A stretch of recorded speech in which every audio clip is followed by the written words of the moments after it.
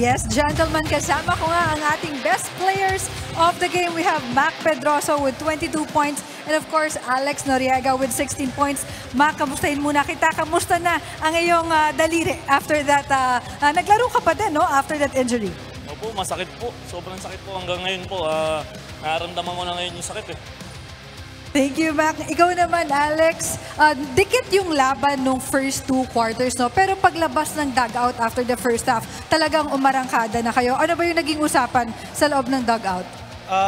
Ang sabi lang sa amin ni Coach, i-continue lang namin kung ano nasimulan namin. So, ayun, mabuti, medyo bumigyan na sila. Kaya nagawa din namin na maayos.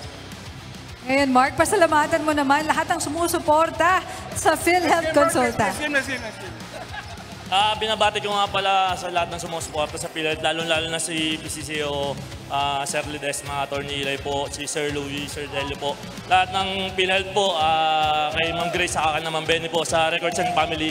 Lalo-lalo na yung Pedroso family po, o yung birthday po ni Sir po. Binabati ko po lahat mga tropa, lalo-lalo yung misis ko po, siyang mga pamangkin ko po. Maraming salamat po. Thank you, Mark. Ikaw naman, Alex, meron ka bang gustong pasalamatan?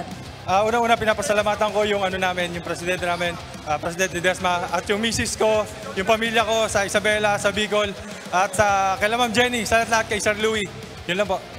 Thank you very much, Mark and Alex. Congratulations again and welcome back to PhilHealth Consulta and happy birthday sa iyo, sir. At ngayon, maraming salamat po.